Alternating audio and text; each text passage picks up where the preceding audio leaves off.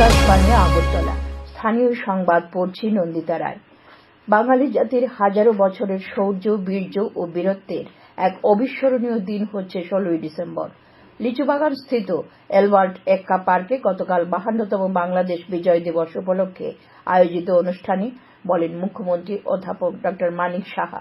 তিনি বলেন, 1971 সালের আজকের দিনে কঠিন লড়াইয়ের পর ঢাকার রেসকোর্স ময়দানে আত্মসমর্পণ করে পাকিস্তানের সেনারা মুক্ত হয় বাংলাদেশ। মুখ্যমন্ত্রী বলেন, বাংলাদেশের সাথে সাথে ত্রিপুরার কাছেও 16ই ডিসেম্বর একটি স্মরণীয় দিন, কারণ বাংলাদেশের মুক্তিযুদ্ধে রাজ্যের জনগণ ও সাহায্যের হাত বাড়িয়েছিল। ভারতীয় সেনারা 4টি স্থান থেকে পাকিস্তানি সৈন্যদের বিরুদ্ধে যুদ্ধ সংগঠিত করেছিল। তিনি যুদ্ধের শহীদদের প্রতি শ্রদ্ধা নিবেদন করেন। অনুষ্ঠানে অন্যান্যদের মধ্যে উপস্থিত ছিলেন ভারতীয় সেনাবাহিনীর মাউন্টেন ডিভিশনের ব্রিগেডিয়ার দীনেশ কুমার পান্ডা ও রেড শিল্ড ডিভিশনের মেজর জেনারেল সুমিত কাপ্তিয়াল। প্রধানমন্ত্রী নরেন্দ্র মোদী 2 দিনের সফরে আজ গুজরাটের সুরাট এবং উত্তরপ্রদেশের বারাণসীতে যাচ্ছেন।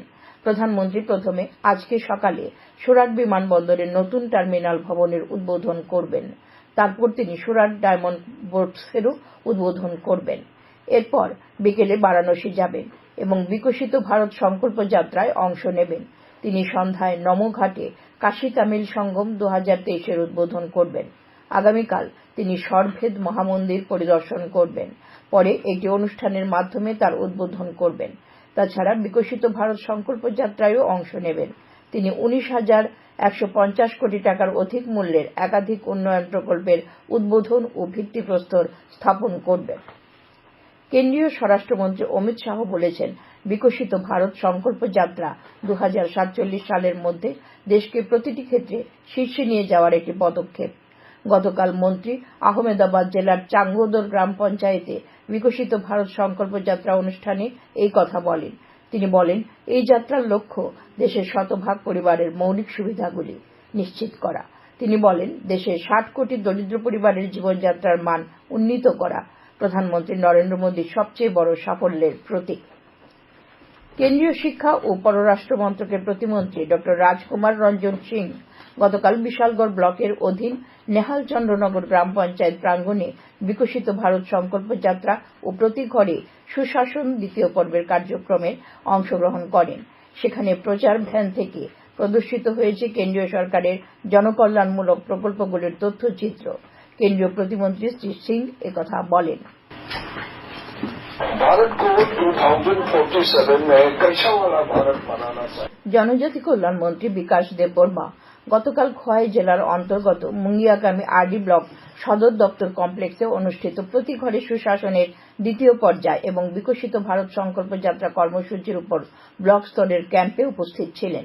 মন্ত্রী বলেন, রাজ্য সরকারের এই উদ্যোগগুলি সুশাসন, অর্থনৈতিক উন্নয়ন এবং সামাজিক কল্যাণের জন্য এক অন্যতম পদক্ষেপ। অনুষ্ঠানে অন্যান্যদের মধ্যে উপস্থিত ছিলেন সাব জোনাল চেয়ারম্যান মানিক দেব বর্মা, তেলিয়ামুড়ার এসডিপিও প্রসূনকান্তি ত্রিপুরা সহ অন্যান্য আধিকারিকরা।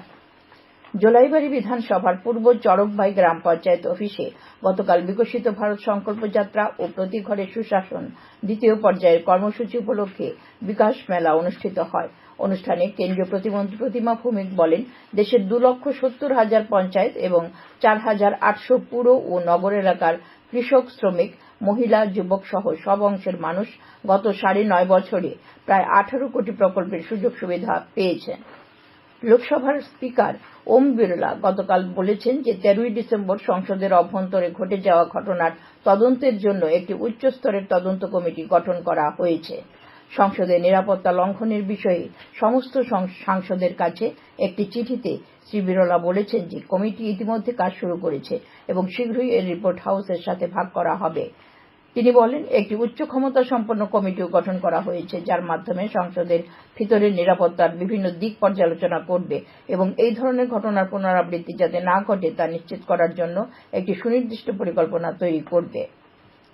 কুয়েতের আমির শেখ নওয়াফ আল আহমদ আল আবের আল সাবাহ গতকাল প্রয়াত হয়েছেন। প্রয়াত আমিরের প্রতি শ্রদ্ধা জানাতে ভারত সরকার আজ রাষ্ট্রীয় শোক পালনের সিদ্ধান্ত নিয়েছে। আজ সারা দেশে জাতীয় পতাকা অর্ধনমিত রাখা হয়েছে এবং বিনোদনমূলক অনুষ্ঠান বন্ধ রাখা হয়েছে। আবহাওয়ার খবর। আজ দুপুর পর্যন্ত আবহাওয়ার পূর্বাভাসে জানানো হয়েছে আকাশ সাধারণত পরিষ্কার থাকবে। সকালের দিকে কুয়াশা ছিল। দিনের সর্বোচ্চ তাপমাত্রা থাকবে 26 ডিগ্রির কাছাকাছি। রাজ্যের কোথাও কোথাও ঘন কুয়াশা পড়তে পারে বলে সতর্কবার্তা দেওয়া হয়েছে। স্থানীয় সংবাদ এখনকার মতো শেষ হলো।